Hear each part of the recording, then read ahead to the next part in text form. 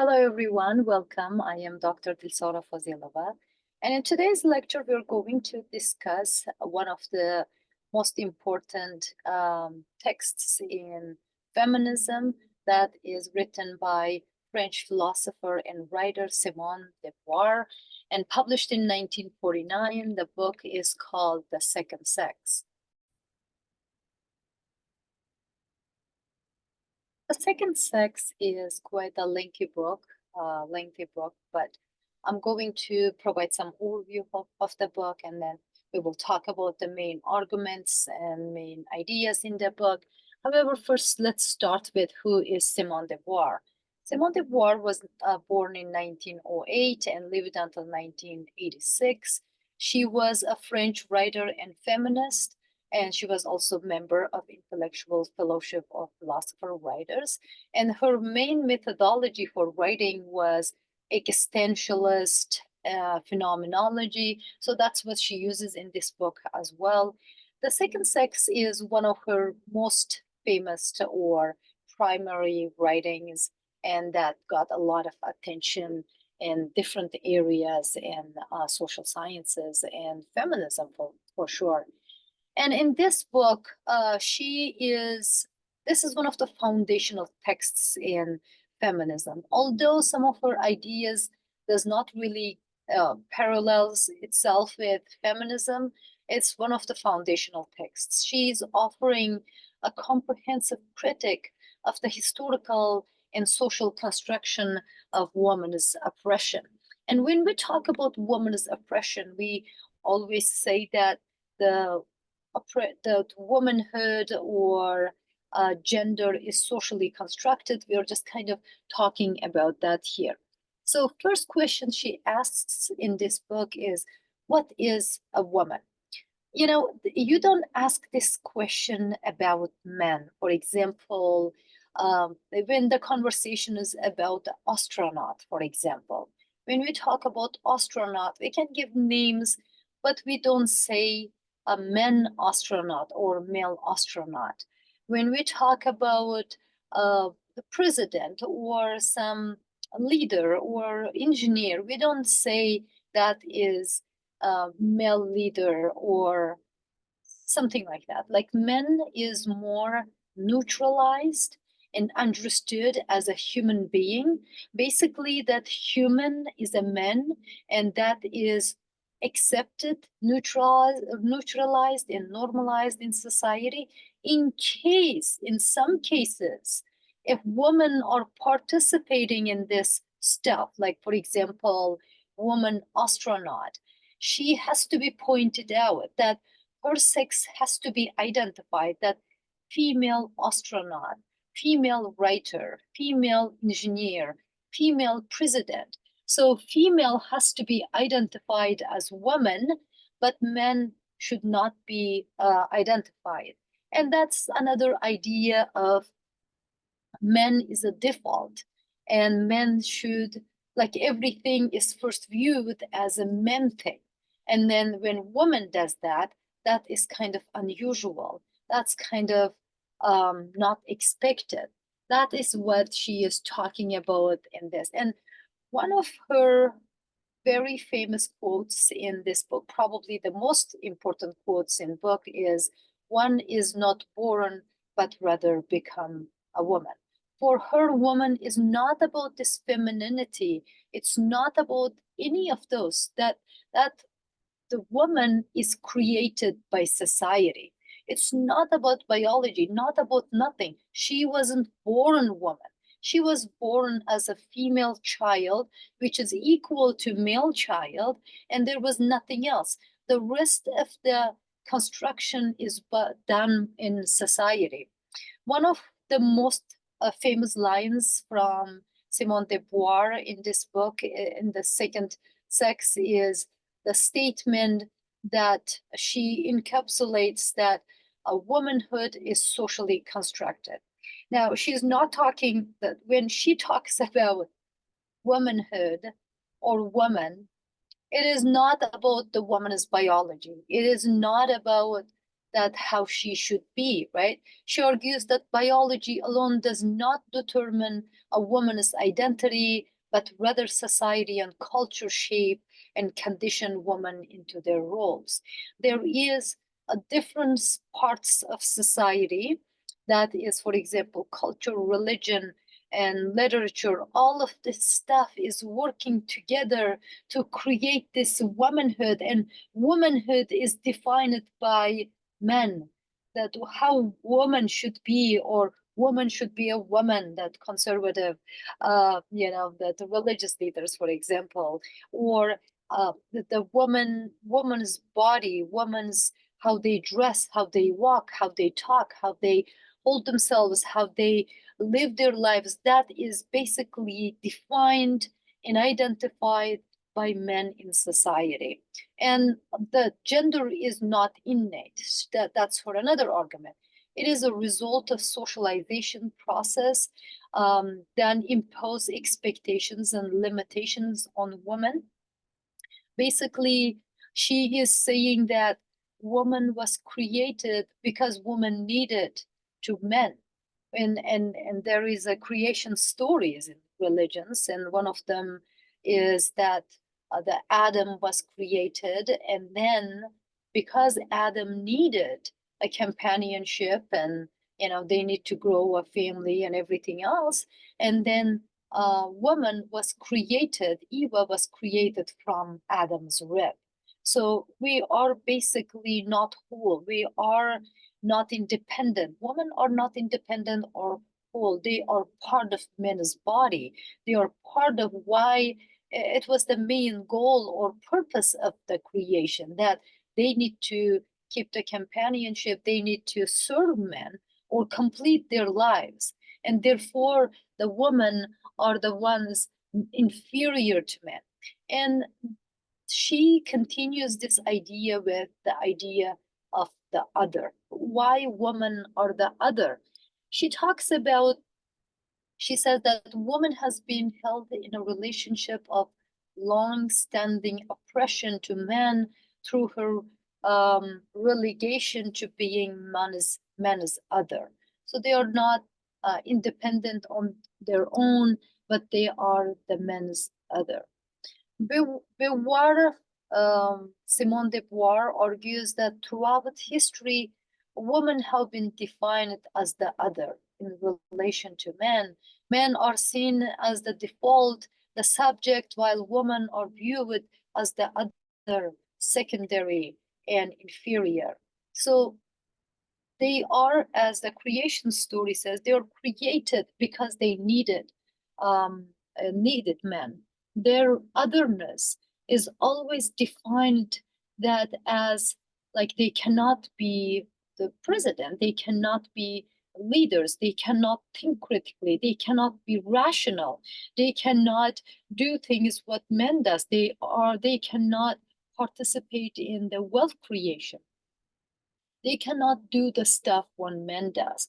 Their role is basically serving men, cleaning their clothes, cleaning their socks, that doing stuff needs to be done at home. When men and goes and makes money and brings home, that they need to have that peace, that they are created to serve men. This binary opposition positions men as a norm, the essential, and woman as a deviant or incomplete. The concept of the other is central to the Beauvoir's analysis of how women are marginalized and oppressed in patriarchal societies. And she talks about women being denied autonomy and self-determination because they are not allowed to define themselves. And always, when it comes to religions, for example, who are defining and who is telling how women should be, or what women should wear, what women should say, what women should represent, what women should do, how women should live their lives, are defined and identified by men. Instead, they are always viewed in relation to men, as they are wives, they are mothers, they are daughters. Same thing is never done when it comes to men, she states. And her other question is, what's womanhood? For her, womanhood is not about being feminine, not about existing as woman. It is about socially constructed womanhood, and it's very myth in society. The war critics the mythological I can't speak today, mythologies and stereotypes surrounding women, particularly those perpetuated by literature, religion, and popular culture. So popular culture defines a woman as a feminine being that is different than men, and they has to be appealing to men by staying feminine. Femininity is encouraged by cultures, for example. Religion defines woman as being created from Adam's rib. So they are inferior. They are, there is a purpose for creating woman is making men's life complete, or making a woman to serve men. And then there's a literature that, for example, poetries talk about women as being that, sometimes they are deviant, sometimes they are, it's just a epitome of beauty, and that also should or would serve men. They are created as angels, but they are the ones most deviant.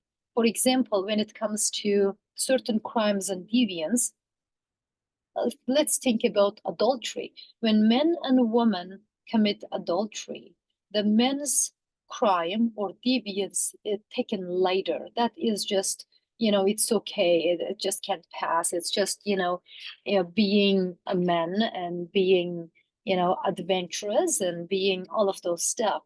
When it comes to women doing the same thing, that is, they are the evils. They are the ones committed such crime that is so bad. It's forbidden by God and forbidden by culture, forbidden by people. It is so bad when it comes to them. And she's talking about this myth and how we constructed such a myth about womanhood that serves the society well, as how men wants them to be inferior because they have advantage of women being inferior in society. She discusses how women are often reduced to symbols of motherhood, virginity, sexuality, and evil. And although this is a quite older writing that was published in 1949, her ideas and her arguments still prevalent, and they just still in society. In some cultures, for example, virginity is so important that if woman is not virgin, they are basically punished so harshly. Their reputation is dismantled. Their just name in society is viewed through this very deviant and the evil definitions. So they are defined by their virginity, which does not apply to men. And the sexuality and all of those are portrayed as evil. These myths create unrealistic and limiting ideas that restrict women's freedom and possibilities, as they are forced to conform to socially constructed roles rather than pursue their own aspirations. In many societies around the world, we can still observe that, or we can still see that women are not allowed to, let's say, travel alone and go to higher education, decide if they want to get married or decide not to get married, decide to have children or not to have children. Certain things are not in their hands. Still, the man is the one who is deciding for them. And all these cultures and religions or societal norms helping them to define their roles and defining them in a way that limits women in society. And although the Beauvoir acknowledges the biological differences between men and women, she rejects that argument that these differences should determine a woman's role in society. Yes, woman is created to have children, therefore they have different kinds of processes. They go through different kind of times in their lives. But the war critics the biological determinism that has been used to justify women's subordination in society. Although it comes certain times naturally, for example, more children women has, they are behind from their male counterparts in economy. For example, men and women starts working in same positions after having same degrees, and all of a sudden when woman is pregnant, they're falling behind. And then when she is raising this child, being at home makes them the less important in that workplace. And workplace is not happy that woman takes time and has to raise these children. If she has the second one and third one, by the time she's back to workforce, she is way behind from that person who started in the same level. So that kind of like a biological determinism is used against women when the actual reason is women having children and staying home and raising children, she viewed as falling behind. She's not competent. She cannot, go against men. She cannot compete at work, right? Women's reproductive capabilities such as menstruation, pregnancy, and motherhood have been used to confine them to domestic roles, but Beauvoir emphasizes that these biological facts do not justify inequality. And in today's world, we can see that when women are pregnant, they are, one and a half of a human being at that point, and it's hard for them. Still, they do more. They get that domestic labor done, right? When they have children, they can do all this housework and looking after that child, and which itself is the full-time job. By just sitting home and not doing nothing, woman often does twice as much as her male counterparts do. And when she starts to work, now she needs to take double and triple work. And as a woman, we just live that life that, we go to work, our professional engagements, our work, and then we get home, we run to get the groceries done, and we, run to get the house cleaning and cooking and all of that. That did not change too much in society. Maybe in certain societies, like in the West and some societies, there are families considering equal work for men and women. Perhaps men is helping women in certain cases that, the child rearing and taking care of the household and whatever. But Beauvoir says that although some of very progressive men thinks about that women should be equal to men, they are in the back of their minds, still they are seeing them as inferior. By doing that, by saying that, they are favoring women, just doing favorites, right? So they still, that very most progressive ones also does not accept women as equal human being as to men. So this is social construction that ingrained in the bloods and nerve, the cells of human beings. It's not easy to change. And she talks about freedom and existentialism. And in this part, as a existentialist phenomenologist, Beauvoir draws on the philosophy of freedom and individual choice. She argues that, like men, women have to define their own existence. They have to shape their own existence. They need to reflect on their existence and choose how they want to be defined in society. However, women's freedom has been restricted by oppressive social structures that limit their autonomy. women have been conditioned to accept their subordination. So in the society today, women are subordinate. They assign the roles, and then sometimes they're accepting these roles because accepting these roles is the condition created for them. And it's not about being a female child, it's about the situation. The situation created in society is not favorable to women coming out and defining themselves. And often it's not even easy. Claiming their freedom and agency is not a convenient work to do. It is a lot of fight. And they have to reject their roles in day-to-day basis. They have to fight a lot to get what they lost in society. Existentialist influence in Beauvoir's writing, and she talks about that she believes that individuals are free to define their own existence and that meaning comes from one's actions and choices.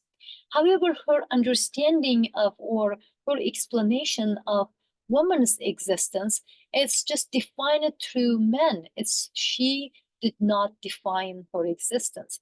Women's liberation, therefore, requires that they transcend societal constraints and assert themselves as subjects. In our society today, the war views men as subjects. Men are the subjects of the construction of women.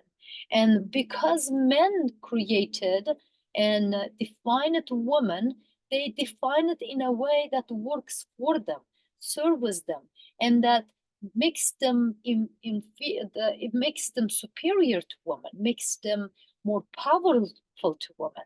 Therefore, if woman wants to exist in society as a woman, they have to define their own existence. And the Beauvoir pays a lot of attention to patriarchy and women's oppression in society. She examines these historical and social conditions that have led to women's oppression. And of course, one of the causes have been that woman's body viewed as inferior to men's body, that they have to, that the because they are created for reproduction, therefore they are different than men's. Men's body is default. Men's body is strong. Men's body does not have those processes, but therefore woman's body is oppressed. They have to define themselves based on the men's body. When we view men's body, woman's body is maybe smaller, maybe not as physically strong as men's body. Now we are drawing a kind of like a comparison between these two and seeing women as being smaller, weaker. Perhaps from that point, we are taking it further to say women are not how humans should be. They are the other. She argues that men have constructed society in ways that prioritize their power and control, subjugating women to maintain dominance. So when we think about colonialism, for example, we can think that racism was used to justify actions of enslaving people, taking advantage of their labor, right? Now we are talking about between these two sexes, that womanhood was oppressed by men for the same reason. So that should serve men's life, that should do the things men should not or do not want to do. Therefore, their existence is subjugating woman's existence is to serve men's needs in society. Patriarchal institutions like marriage, religion, law have systematically deprived women of the opportunity to realize their full potential as free individuals. This is not a hard thing to look into. For example, woman wasn't allowed to participate in the workforce until recently. Woman was not allowed to get a university education until 19 60s, and women did not have a power to vote in the political system. They were deprived from everything. They were inferior in marriage, institution of marriage. They were the ones stay home, clean up, and do everything what men's need. And then they were certainly inferior in religion, that God created them from the ribs of Adam, therefore they need to serve Adam, right? So this systematic patriarchal institutions deprived women of the opportunities to realize their inner power as the equal human being as men, right? So Beauvoir makes these contrasts, and also talks about eminence versus man, the woman's eminence versus man's transcendence. So what is that? So eminence is that accepting that spiritual part of existing, being part of the world, and transcendence that men are allowed to pursue is that um, the transcendence is basically spirituality is not part of this world, but it is out of that. So immanence refers to being confined to repetitive cyclical tasks like domestic chores and going to doing groceries, cleaning the house because it gets trashed every couple hours, and cooking every day because it just, you need food every day, 3 times a day. They have to do this again and again and again. That does not make them to be advanced or get better, or does not help them to become somebody else. They are always doing the cycle of this work, and that is part of their being, right? It's part of their role. While transcendence means striving towards goals beyond immediate physical needs. Now, if we compare that immanence versus transcendence, now woman has to do this repetitive works every day. Go clean up your room, go get groceries. That's very important. Clean up your fridge and make the beds and wash the sheets, and then take care of the kid.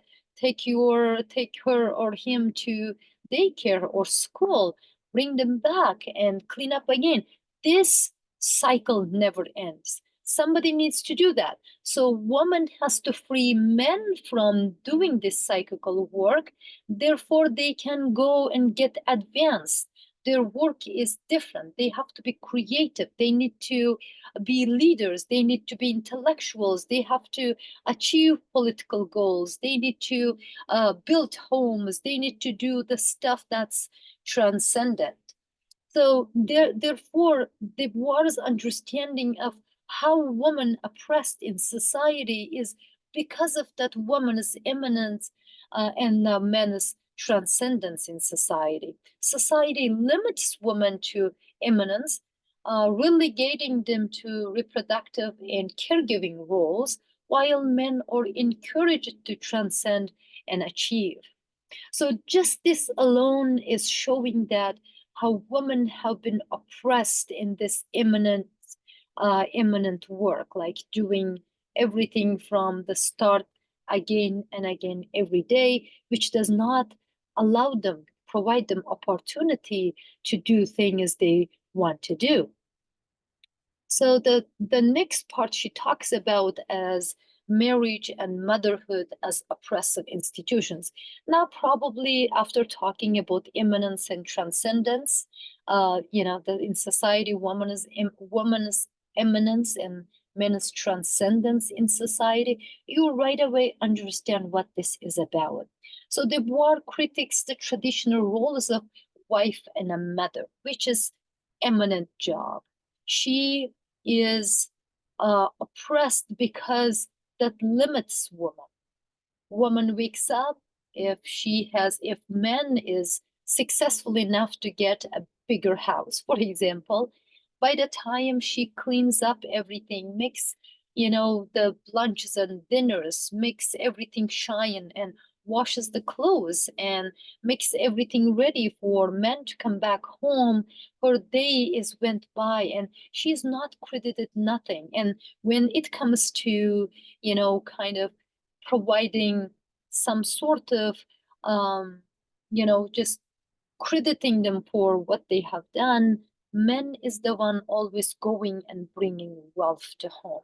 And in another writing, I just remembered Gilman's writing, Woman and Economics, that Gilman talks about women being like horses. There's a horse metaphor in the Woman in Economics. So Gilman says that women are like horses. They can work from the morning to night, yet they have to be given food by their master. And their master is the giving food to them. If master wants to give food, master will give a food. If they don't want to give food, they can be hungry because master is the one who's giving food to the horse. Horse's work that horse did morning to night is nothing. And because of that, they can be, if horse doesn't want them, they can sell them. If they don't, the master doesn't want them, he can sell them. They can even, cut them and get the horse meat, right? And use them for, it's nothing. The horse's existence is nothing.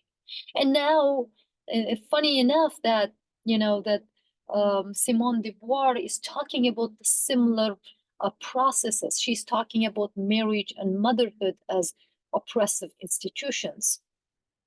So these oppressive institutions, she argues, that limiting for women.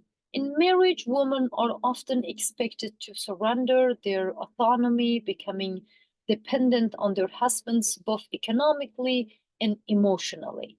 Now, in certain marriages, we can see like she is not even allowed to do normal things. For example, in some cultures, they can't even get out of the house without the permission of their husband. They can use phone if their husbands does not.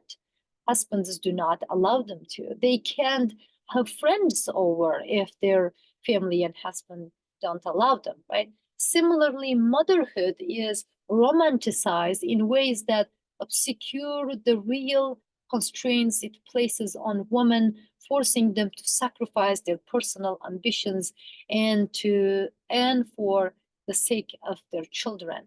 And now she's talking about if women want to pursue education, if they want to pursue career, and oftentimes their ambitions that cut in middle, and because they have children. I also myself, as a professional, I've heard that like sometimes you have to give up your dreams when you have family. And that was said towards me, and my reaction was to that like, never. Like, I don't want to give up my dreams because that's who I am. And if I give up my dreams, then I will be never happy in my life. Yes, I love my children. Yes, I love my family. Yet I want to do what I want to do, right?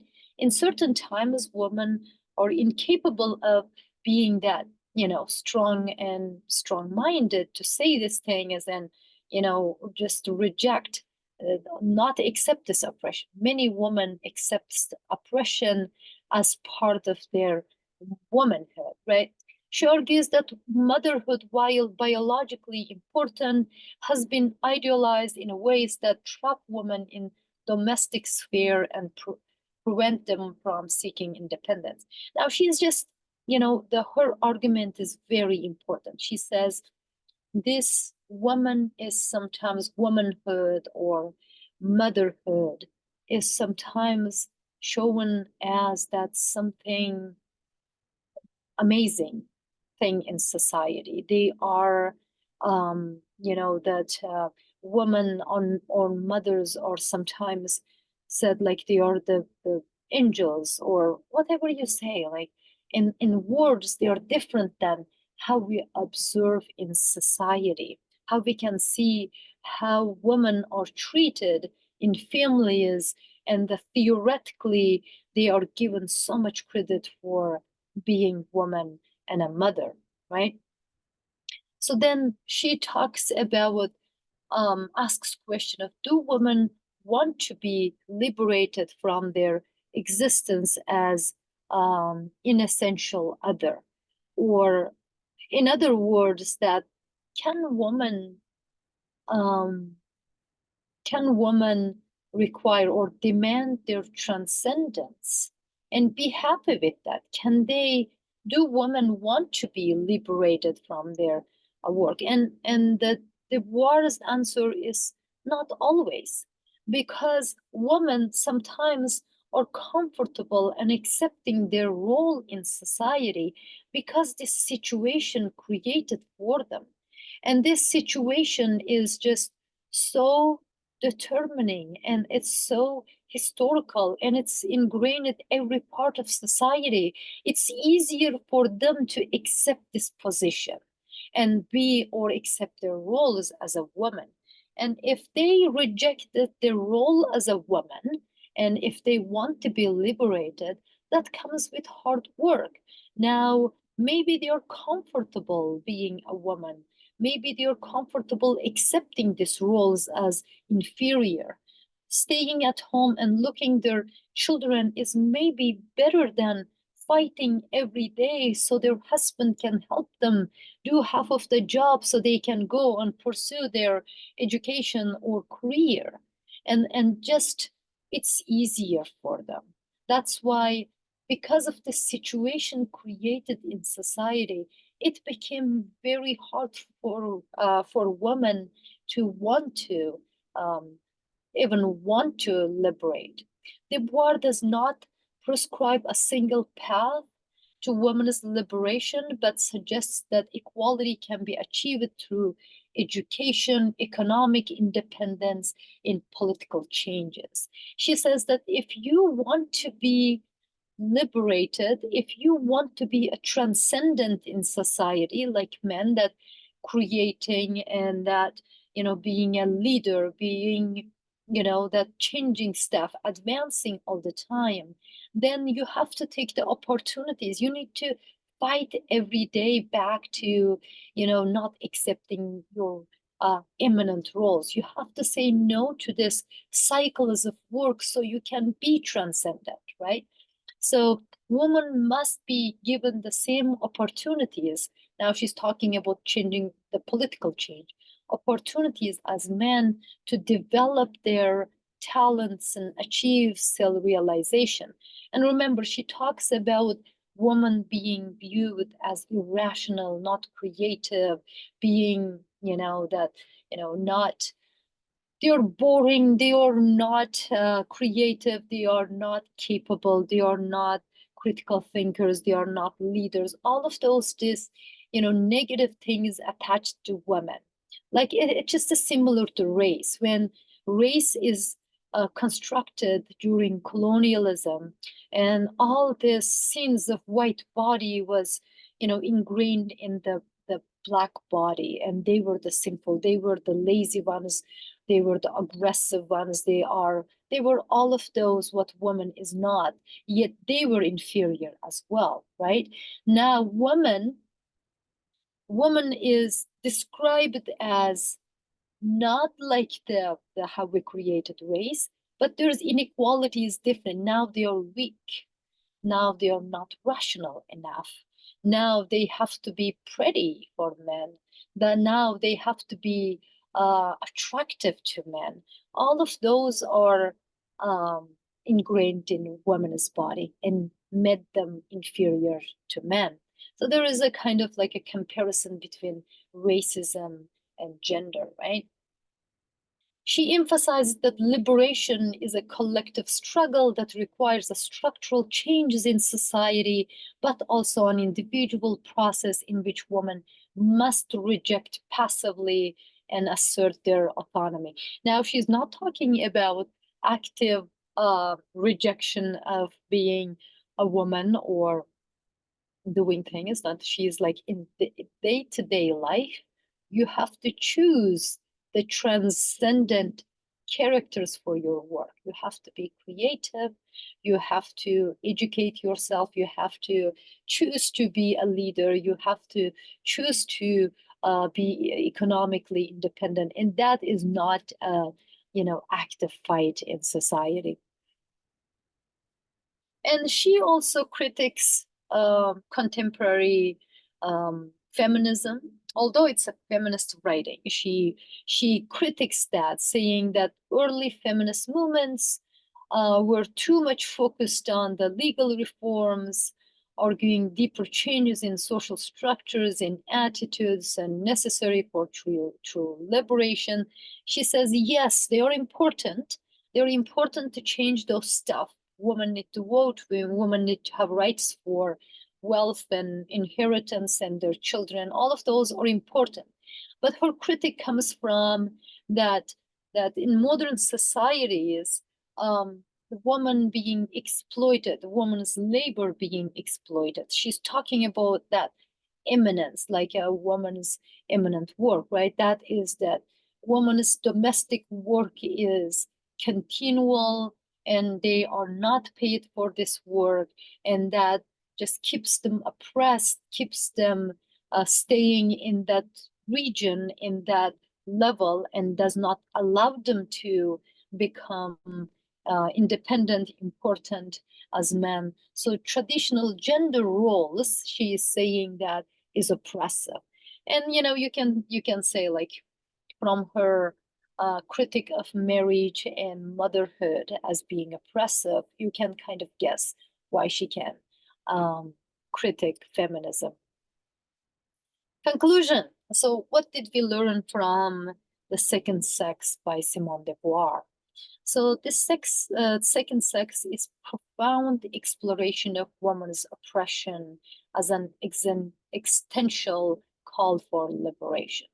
So now, if we believe we exist in this world as equal to men, and our ability to, have children and reproduction is, the advantage that should be used as an advantage, because we're capable of doing that.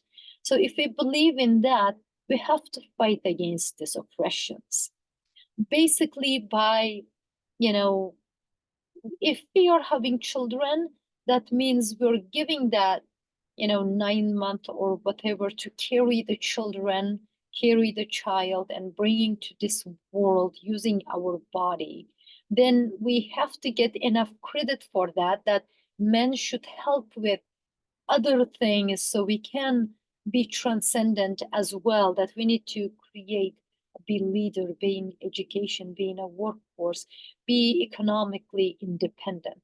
We have to redo this all historical and cultural definitions of womanhood. We have to redefine ourselves through the point of view of a woman, not a man. And if you remember, she talks about woman being defined by men in society. She's urging women to break free from patriarchal constraints and redefine themselves as autonomous individuals. Her work laid the groundwork for subsequent feminist movement, offering critical insight into the structural and psychological mechanisms of women's subordination. This is just a very surface level look at the second sex. I would really recommend to grab the copy of it and read through it. It's very important to understand how really that, woman's body is woman's body, womanhood, being a woman is defined in our society. I'm not agree with everything Simone de Beauvoir says, but she has really good points, and it's still relevant. When we apply this understanding to today's world, that media representation of women, dating of women, what really dating means for women, what really family means for women, or what it means to be in the economic force and working, we can get a lot from Simone de Beauvoir. This is a short definition of, or short overview of Simone de Beauvoir's The Second Sex. I hope you liked it. I'll talk to you in our next lecture.